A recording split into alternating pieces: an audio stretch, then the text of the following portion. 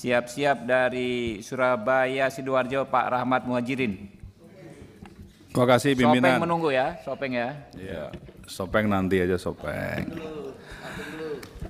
Yang terhormat pimpinan dan anggota Komisi 3, Pak Menteri Kumham beserta seluruh dirjen dan jajarannya. Cuman ini sekjennya kan PJ Pak. Sementara PJ sekjennya siapa Pak? Melalui pimpinan Pak. Melalui pimpinan Pak. Silakan. Sekjennya kan PJ, menjadi PJ Gubernur. Kemudian penggantinya siapa Pak untuk sementara? Masih PLH. PLH.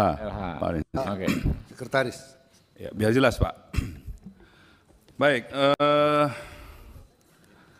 Pak Menteri sudah memaparkan mengenai masalah pemilu. Pemilu ini kan tidak hanya sekali ini aja. Dan dari hal yang kita pelajari dari tahun ke tahun mengenai masalah pemilu ini adalah mengenai masalah daftar pemilih. Baik itu yang ada di dalam negeri, luar negeri maupun di lapas.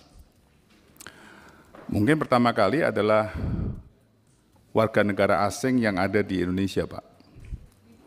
Ini tahun 2019 itu banyak juga aduan yang warga negara asing yang mereka ikut mencoblos.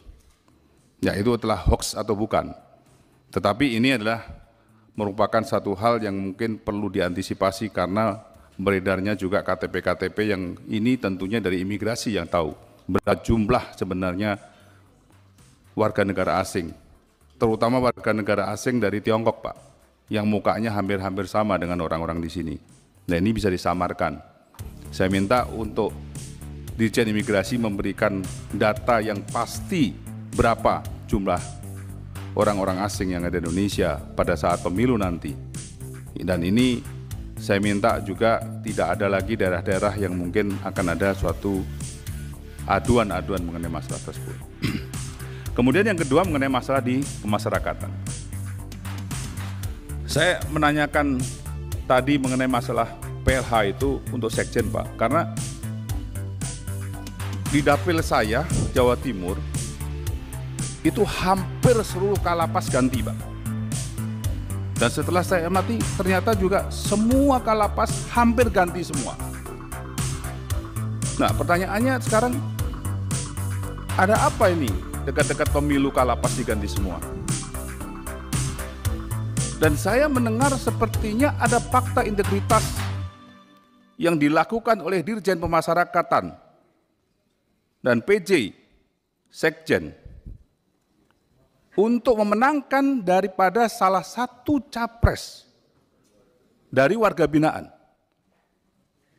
Dan pada saat nanti akan kalapas-kalapas yang dipindahkan itu yang mempunyai tanggung jawab itu akan dinaikkan pangkatnya. Jadi di sini saya melihat ini memungkinkan terjadi kalau di lapas itu terjadi. Karena pertama, TPS yang ada itu TPS lapas khusus. Semua saksi, semua KPPS itu adalah sipir. Artinya itu nggak perlu nyoblos, yang nyoblos sipir aja bisa Pak. Warga binaan itu. Dan warga binaan makan takut. Jadi ini suatu hal yang tidak macam-macam ini. Karena permasalahan ini adalah lapas ini sangat rawan. Dan 2019 juga itu terdeteksi permasalahan ini. Jadi untuk tidak mengulang lagi permasalahan ini kita semua, mumpung di sini rapat di sini Pak, saya minta dibentuk panja netralitas Pak untuk khusus pemasyarakatan ini. Ya, karena apa? Karena benar-benar yang namanya TPS itu benar-benar dikuasai oleh lapas. KPU pun nggak bisa masuk. Saksi daripada partai pun juga nggak ada Pak di situ Pak. Nah ini perlu ada satu mekanisme tata cara KPU yang kita minta bahwa ada pengaturan-pengaturan mengenai masalah TPS yang ada di lapas. Karena bukan sesuatu hal yang tidak memungkinkan. Ini semua terjadi karena ini semuanya di sini kita capresnya semuanya kita koalisinya beda-beda. Nah, entah capres yang mana saya tidak tahu di sini. Tetapi ini indikasi ini kan indikasi ini ada. Jadi saya minta ini untuk diselesaikan Pak di sini. Ya, kita di sini untuk masyarakatan saya usulkan untuk dibentuk panja. Karena ini kaitannya berbeda Pak. Ini skupnya skup yang Bapak ini punya lapas ini seakan-akan punya daerah khusus. Ya, daerah khusus yang perlu diawasi bersama. Nah, bagaimana nanti kita pembicaraan ke depannya nanti kita akan selesaikan dan pengawasan di lapas-lapas itu harus dilapasin. Ya. Jadi saya kira ini adalah kalau kita bicara netralitas. Ya. Kemudian kalau kita mengenai masalah bicara permasalahan-permasalahan ASN, saya kira lebih transparan Pak dibandingin dengan lapas. Kalau ASN semuanya kelihatan di sini. ASN mana kelihatan, kemana kelihatan. Kalau lapas ini nggak tahu Pak. Napi itu, warga binaan itu kalau sipirnya bilang A semua nggak berani. Nah ini kan sama aja sudah suatu pemerintahan TPS yang KPU yang di dalam itu juga nggak akan bisa bergerak di situ. Ini kenapa saya mengusulkan pada rapat hari ini Pak, dan saya terima kasih rapat hari ini diadakan kita bicara mengenai masalah pemilu, netralitas pemilu sebelum hari-hari pada saat nanti dilakukan. Ya, itu satu. Yang kedua juga permasalahan data. Data daripada daripada penghuni lapas. Ini penghuni lapas ini kan banyak juga yang transfer, Pak.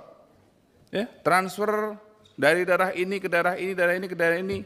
Nah, sampai sejauh mana tidak ada lagi transfer penghuni lapas untuk mencapai pemilu.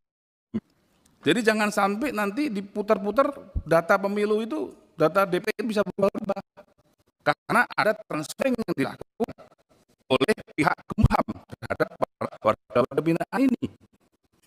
Jadi saya minta berapa hari sebelum penentuan daripada DPT itu sudah tidak ada lagi transferring penghuni lapas. Karena itu akan memengaruhi daripada daftar pemilih. Jadi saya kira itu hal yang perlu saya sampaikan Pak di sini, karena ini kaitannya dengan pemilu yang kita jurdil, jujur, adil, dan kita bebas dalam berpemilu. Terima kasih Pak.